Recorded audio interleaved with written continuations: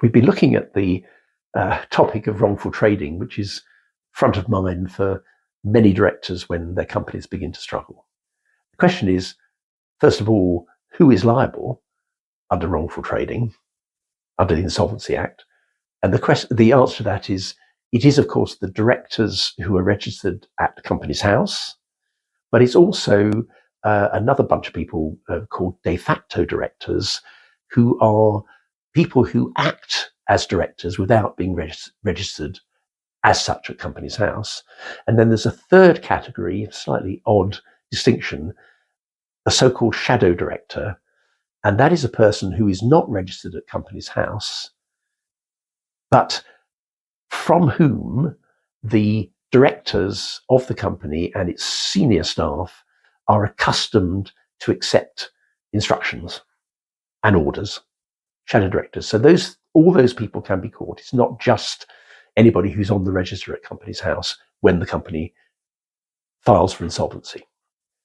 So what can be done to mitigate the possibility of being done for wrongful trading? There are a number of detailed suggestions. I mean, first of all, it's up to directors to keep themselves fully informed about the affairs of the company at all times.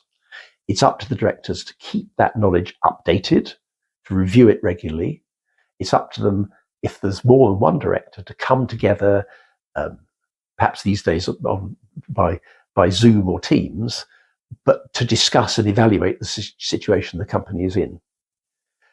The key features, the key things that directors must do, first of all, if they suspect that they ought to stop trading, they should be taking advice from an independent insolvency expert, and they should follow that advice. The second thing is they should record the decisions they make and the reasons for them, minutes of meetings, voice notes, call it what you like, emails.